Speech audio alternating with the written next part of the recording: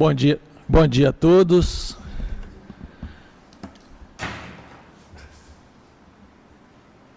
Só não pode quebrar o óculos. A alegria invade nossos corações, né? Evangelho segundo o Espiritismo, manual de conduta moral, essencial à nossa verdadeira felicidade. Nós hoje vamos dar continuidade. Estamos no capítulo 13 do Evangelho segundo o Espiritismo, que a vossa mão esquerda não saiba o que dá à direita. O item 14, que é sobre a beneficência. Hoje, especificamente, vai trazer para a gente reflexão sobre esmola e caridade. E antes de adentrar ao item 14, nós vamos voltar lá no início da beneficência e vou fazer leitura de dois parágrafos que explica para a gente um pouco em relação à beneficência. O que seria a beneficência? Fala assim para a gente. A beneficência, meus amigos, vos dará neste mundo os mais puros e os mais doces prazeres, as alegrias do coração que não são perturbadas nem pelo remorso nem pela indiferença. Pudesseis, meus amigos, ter apenas a doce preocupação de fazer os outros felizes.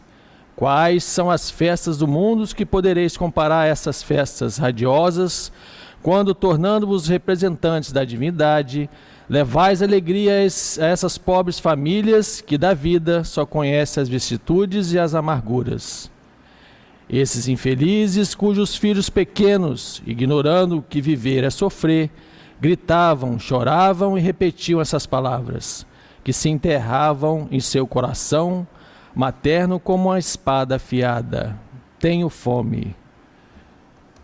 Fizemos essa leitura, para que a gente possa entender, e refletir sobre o que nós vamos falar hoje, que é a diferença entre caridade e esmola, que é o item 14, que inicia para a gente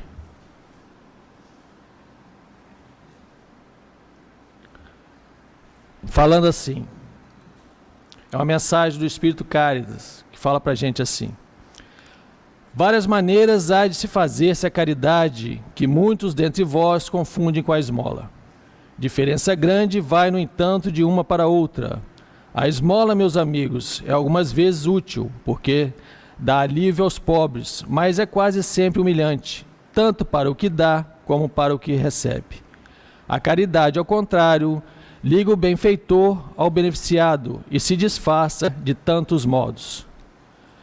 Toda vez que a gente ouve comentar sobre esmola, ainda é da nossa condição associar ao benefício material, a doar algo de materialmente falando. É o recurso material, que seja um dinheiro, que seja uma roupa, que seja um alimento. A gente sempre traz essa associação. E o Evangelho, a doutrina espírita, traz para a gente a importância de se associar a essa doação, aliás, em tudo que nós fazemos. Nós temos que nos preocuparmos e associar em tudo que fazemos o bom sentimento, o coração, o que doamos, porque a gente sabe que recebemos o que doamos. Se eu quero receber, é de nós, sempre o melhor, o sentimento sincero, aquele abraço amigo, aquela palavra cativante, aquele conselho sincero. Se eu gosto de receber isso, por que não doar isso também ao próximo? Esse é o objetivo maior de todos nós. Nunca esquecendo que somos espíritos imortais. Não é uma vivência única, não é uma experiência definitiva. Somos milenares, trazemos dificuldades enormes, somos potências divinas, temos a semente do amor em nossos corações, apesar de muito acanhado ainda esse desenvolvimento, por nossa culpa, por nossa conta, porque ainda não queremos desenvolver, porque ainda nos sentimos às vezes envergonhados nesse exemplificar, nesse doar, esse sentimento que Jesus mostrou para a gente, que é a essência divina, o sentimento sincero. Como ficamos felizes como recebemos um abraço da mãe, um abraço do filho, daqueles que amamos e daqueles que sentimos que nos amam de verdade. E por que não doar isso em nossas ações e atitudes?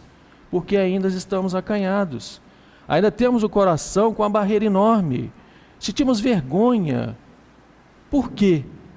Se sabemos que é o certo, que é o correto, temos que nos determinar a vencer a nós mesmos nessa dificuldade que trazemos. Todos nós ainda somos muito acanhados nesse exercício, né? Nesse fazer, nesse agir no sentimento maior que é o amor. E em relação à esmola, o Livro dos Espíritos, Kardec tem duas perguntas, né? Porque a gente pode ficar, né, naquela dúvida. Deve-se dar esmola? A esmola é aceitável? A esmola, né, deve ser doada? Como a doutrina vê, né, isso, essa questão de dar esmola? Como os espíritos, né, o que eles têm a dizer para nós? E Kardec, né, na sua codificação, questão 888, traz para a gente a seguinte pergunta que Kardec faz aos espíritos. O que se deve pensar da esmola? Os espíritos respondem: condenando-se a pedir esmola, o homem se degrada física e moralmente, embrutece. Uma sociedade que se baseia na lei de Deus e na justiça deve prover a vida do fraco, sem que haja para ele humilhação. Deve assegurar a existência dos que não podem trabalhar, sem lhes deixar a vida à mercê do acaso e da boa vontade de alguns. Então a gente verifica que não há uma condenação em relação à esmola, né? A maneira que se doa, a maneira como se, né, age sem humilhar aquele que está recebendo, porque nós vamos ver que na maioria das vezes, na nossa condição, nos colocamos como superiores, nos colocamos como os bons, e muitas vezes aquele que nos pede está muito mais avançado do que nós. Ele está nos dando a oportunidade do exercício da caridade, do desenvolvimento do sentimento, associando a imortalidade do espírito. Que espírito é aquele que me pede? Eu, né, na misericórdia do esquecimento do passado, não o identifico. Mas quem me garante que não é um ente querido meu, que é um filho amado, um pai, uma mãe, de outra encarnação, que hoje vem me testar se eu estou na proposta sincera do doar. Não o doar para se ver livre, como muitas vezes a gente faz. Às vezes a gente até desvia os olhares para que ele não possa chegar até nós. É da gente. A gente tem que assumir isso e buscar corrigir e refletir. Por que não faço o melhor? Se eu gostaria que fosse feito a mim no melhor. Esquecendo da vivência universal, da família universal. Nos restringimos à família sanguínea, aos parentes, né? Aquele círculo sanguíneo. Eu só disponibilizo o melhor a quem é parente meu sanguíneo, a minha família, e esqueço da proposta que é universal. Porque somos espíritos imortais, ou ainda temos dúvidas em relação a isso? A família é universal. E eu tenho que exercer esse sentimento maior, para que eu possa, no agir, na atitude, ter a grande oportunidade de sentir.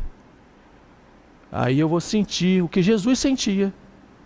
Ah, isso é para Jesus. Não, isso é para todos nós. Jesus exemplificou, mostrou o caminho. A gente tem que fazer o que Jesus fazia, para que possamos sentir o que Jesus sentia. Mas a gente não quer, não vamos sentir. Mais uma pergunta Kardec faz aos espíritos em relação à esmola. Dá-se-á reproveis a esmola? Deve-se reprovar a esmola? Os espíritos respondem: Não, o que merece reprovação não é a esmola, mas a maneira por que habitualmente é dada. O homem de bem que compreende a caridade de acordo com Jesus vai ao encontro do desgraçado, sem esperar que esse lhe estenda a mão. A verdadeira caridade é sempre bondosa e benévola. Está tanto no ato como na maneira por que é praticado. Duplo valor tem um serviço prestado com delicadeza e humildade, que a gente vê ali. Aí a gente olha, verifica e infelizmente chega à conclusão que ainda não fazemos assim. Com todo o conselho, com todas as oportunidades, ainda temos dificuldade em fazer com delicadeza e humildade, sempre sem sentimento, na maneira de se ver livre, ver o outro como, ali é muito forte falar que é desgraçado, é apenas uma palavra, é um irmão nosso, que está num momento de dificuldade material, mas muitas vezes avançado espiritualmente, podendo nos dar a oportunidade de exercer esse sentimento, de doar, de amar e de servir. A espiritualidade fala para a gente que quando a gente dá, doa, ainda a gente tem o hábito de fazer mecanicamente, não pensar na situação do outro, não se colocar na posição do outro, apesar de todo, o conselho, de toda a orientação, de todo o estudo, de todo o conhecimento, de todo o exemplo que a gente ainda tem, essa dificuldade de doar com sentimento, de prestar um serviço, de dar atenção. E a espiritualidade fala para a gente: assim, pois, meus amigos, todo sofredor é vosso irmão e tem direito à vossa caridade. Não, porém, a essa caridade que magoa o coração, não a essa esmola que queima a mão em que cai, pois frequentemente bem amargos são os vossos óbolos. Bem amargos são o que nós oferecemos, porque ainda não temos o desenvolvimento do amor e do sentimento sincero em nós. Então oferecemos o que trazemos, o que gerenciamos e o que produzimos. Mas podemos mudar.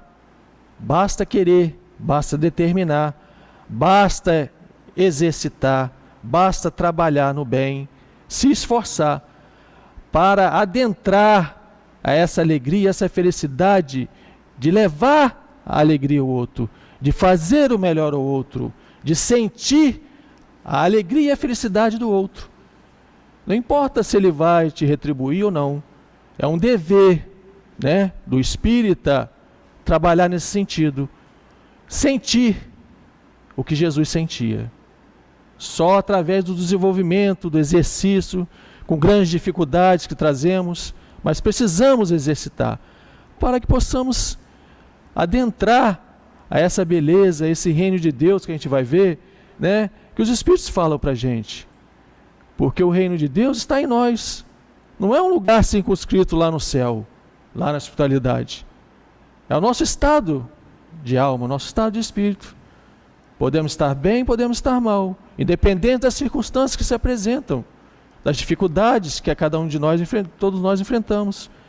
Podemos estar equilibrado no trabalho íntimo, na vontade de fazer o melhor, sem justificar no outro, sem justificar no próximo, porque responderemos por nós, não de uma maneira egoísta, de saber só pensar em mim, mas o que eu ofereço ao outro.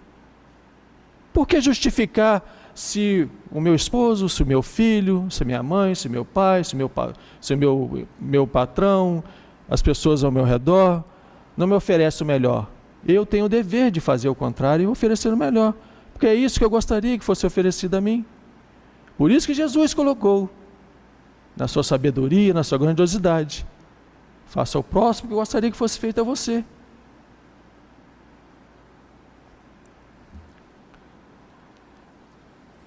O Evangelho continua e fala para a gente, que a caridade se disfarça de várias maneiras. A caridade, a gente já viu, que é caridade material, caridade moral. Eu não preciso ter recurso nenhum material para poder ser caridoso. Tanto é que Jesus, imaterialmente falando, não tinha um recurso, o maior entre nós, o espírito mais puro que vivenciou aqui no nosso planeta. Mas ele tinha o essencial, o primordial, que era o sentimento, o amor, né? Que esbanjava. E é isso que nós somos carentes. Todos nós temos essa carência do amor. Buscamos isso a todo momento e temos o dever de oferecer, de trabalhar em nós para que possamos desenvolver e oferecer ao próximo, independente do próximo receber ou não, de que maneira ele entenda. Fazer a sua parte para que ao retornar esteja mais tranquilo, mais consciente, né? E mais certo do dever cumprido. Fala para a gente que a caridade, né? Ela pode ser na indulgência com os parentes, na indulgência, né, com os amigos, e para vós espíritas, na forma como tratais aqueles que não pensam como vós, induzindo os menos esclarecidos a crer, e isso sem os melindrar, sem romper com as suas convicções, mas levando-os amavelmente às nossas reuniões, onde poderão nos entender, e onde saberemos encontrar a brecha por onde poderemos penetrar em seus corações. Olha só a espiritualidade, né? Aí a gente pergunta para a gente não se sente bem aqui? Eu me sinto muito bem, uma alegria interior, uma felicidade. Por que não convidar o meu ente querido, não na imposição, não na pressão, entendendo o seu momento, não é assim, mas o convite para que ele possa adentrar um ambiente desse salutar, de energia positiva, né? De trabalhar o seu espírito para que ele possa entender o verdadeiro sentido da lei, modificar suas atitudes, o seu pensamento, porque aqui nós todos estamos em tratamento, né? Nesse tratamento desse sentimento maior, observando os nossos erros, as nossas imperfeições, nos colocando mais humildemente perante ao Pai, não com soberba, de acharmos o conhecedor de toda a verdade, mas na humildade, de entender que ainda temos muito a vencer e muito a contribuir, né, para sermos felizes nessa construção íntima nossa. Então é um convite, amigo. Quantos de nós tivemos reticentes, né, aquela coisa de não querer frequentar, de não, né, mas aquele convite sincero, a todo instante, cedemos e hoje agradecemos por estarmos aqui na compreensão, no entendimento da doutrina. Podemos propiciar isso ao nosso amigo, o nosso parente, o nosso irmão, né? Que a gente possa divulgar e propagar a doutrina que tanto nos fortalece, tanto nos traz alegria. Só que muitas vezes ainda temos vergonha, né, de fazer isso. Sentimos às vezes até envergonhados de dizermos que somos espíritas, porque nos preocupamos com o que o outro vai pensar. Não importa o que o outro pense, importa o que eu sou, importa o meu sentimento, o que a doutrina tem feito comigo, o que tem me auxiliado, o que tem contribuído para que eu seja um homem melhor, uma pessoa do bem, uma pessoa com uma proposta sincera de desenvolver o sentimento. Eu não tenho que ter vergonha do que o outro vai pensar, eu tenho que assumir a minha proposta, o que eu sou. Sabemos que religião não salva ninguém. A religião nos direciona, nos aconselha, nos mostra, nos religa a Deus. Mas é de cada um a proposta sincera. É a individualidade. Cada um tem um livre-arbítrio de escolher o caminho a seguir. Se estamos felizes na doutrina, por que não assumirmos isso? E não querer mostrar a ninguém, no seu transcorrer natural, nas suas ações, atitudes e pensamento, o outro vai sentir a sua modificação e vai sentir o caminho a seguir. Porque é real e é verdadeiro. Não tem aparência, não tem hipocrisia, não é falso. Porque é sincero.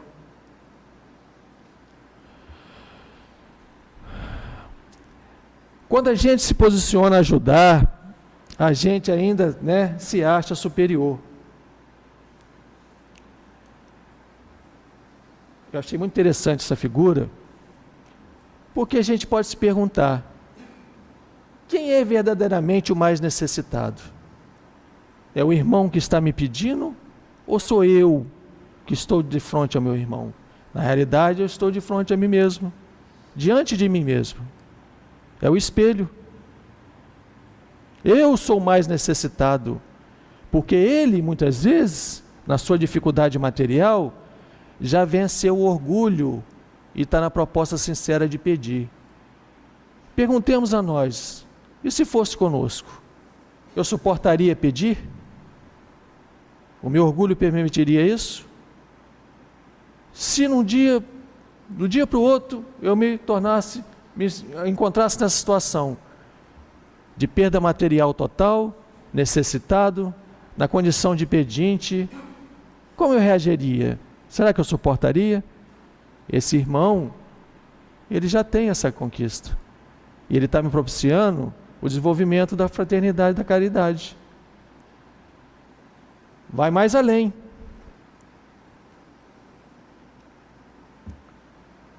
Essas imagens me comove muito, essa imagem, né? A gente olha, às vezes a gente não sensibiliza ainda.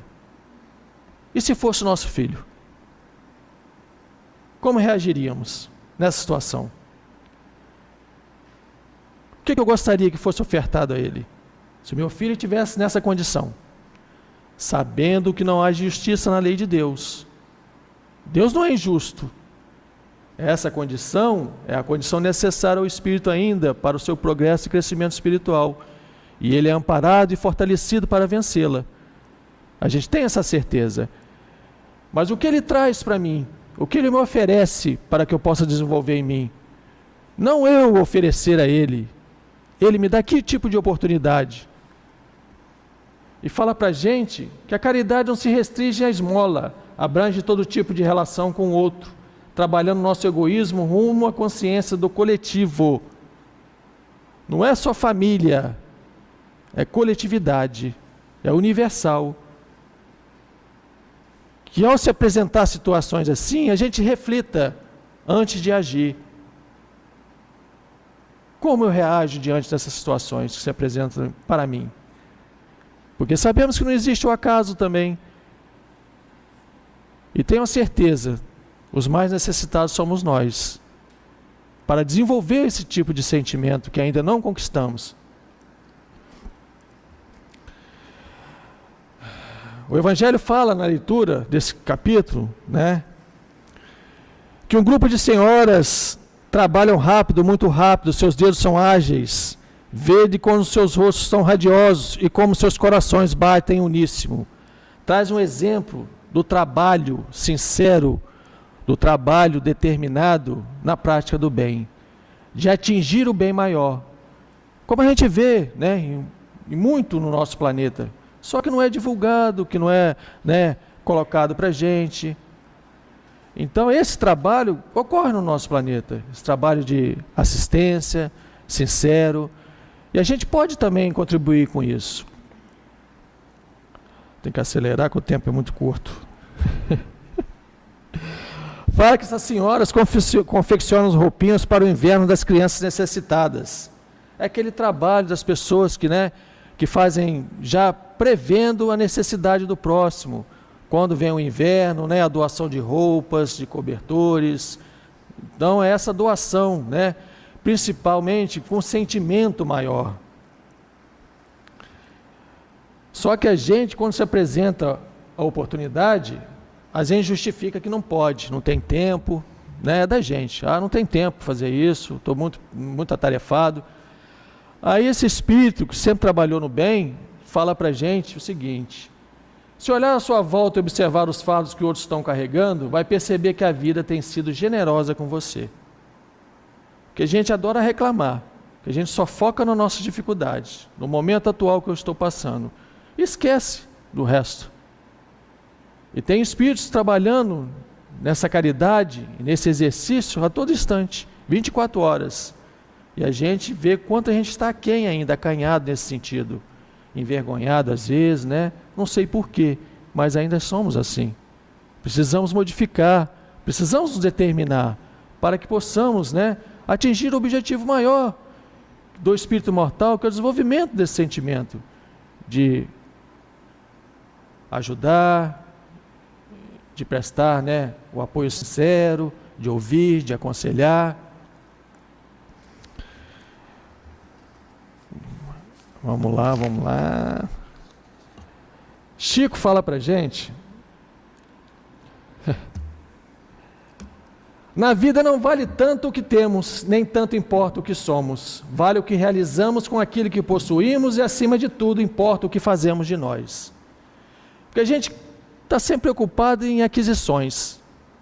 Na minha vida particular, as oportunidades aparecem, eu deixo passar, porque eu só penso em adquirir, em ser e não sentir. Não adianta sermos sem sentir. Não adianta. O que somos? Somos espíritos imortais no progresso, no trabalho íntimo. Precisamos sentir o que Jesus sentia, fazer o que Jesus fazia. Esse é o objetivo nosso, para que possamos, diante das dificuldades que se apresentam, administrar o equilíbrio com mansietude, sem desaforo, sem revolta. Perguntamos a nós: temos nos preocupados em sermos homens de bem? Ou ainda estamos só voltados aos nossos problemas íntimos e particulares? Isso faz parte do nosso pensamento, em fazer o melhor, em servir, em praticar o bem? Perguntemos a nós, de coração.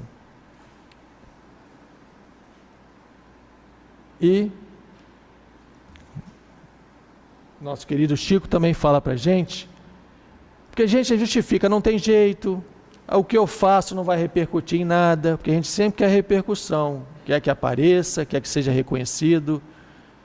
Ele fala que se todos trabalhassem pelo pão de cada dia, dividindo com os outros as migalhas que lhes sobrassem do pão cotidiano, a paz seria uma realidade e a justiça social se faria sem tantas lutas.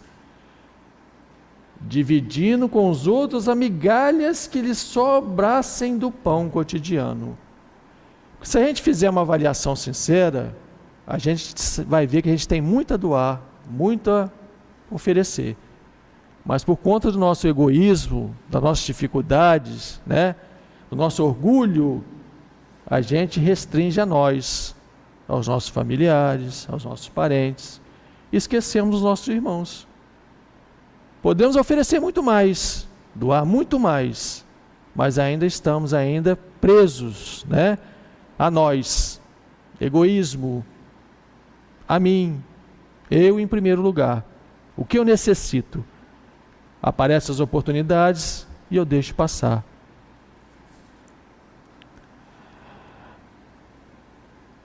E Chico também traz para a gente: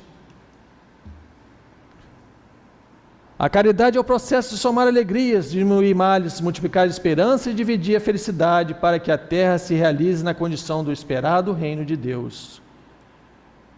Quando é que a gente vai se propor a adentrar o reino de Deus? Por isso que fora da caridade não há salvação. A partir do momento que a gente se determinar a fazer a caridade, a oferecer o sentimento real e sincero, verdadeiro, a gente vai começar a sentir essa felicidade que Jesus sentia. Com certeza. E é nas pequenas coisas. Não precisa de grandiosidade. Jesus mostrou isso para a gente. É no conversar, é no ouvir, é no abraçar. Basta que seja com a intenção sincera, verdadeira. Trabalhe isso em você, trabalhemos em nós, para que possamos a cada dia mais sentir o que Jesus sentia.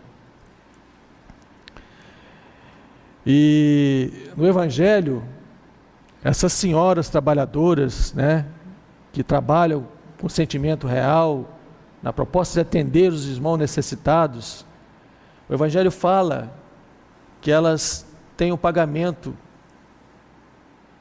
garantido. Não a moeda terrena, essa moeda que nós recebemos, e que muitas vezes não nos traz a verdadeira alegria e a felicidade, mas a verdadeira, que são as bênçãos e a gratidão daqueles que são atendidos. Eu tenho oportunidade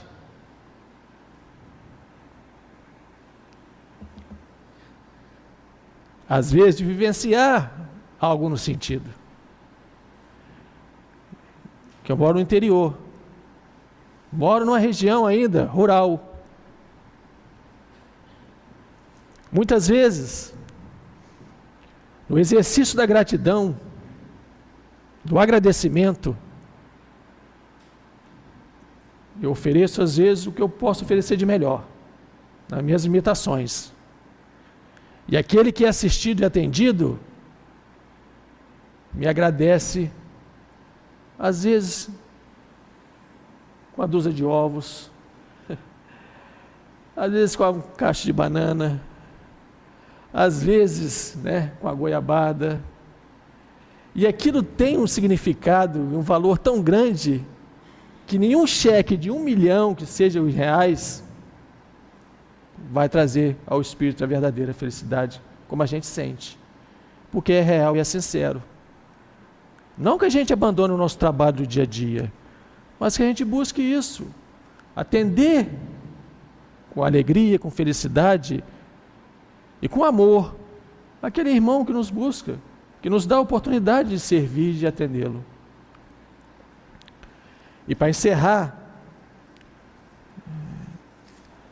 está na leitura do Evangelho segundo o Espiritismo, nesse mesmo capítulo, no item da beneficência, lá no início,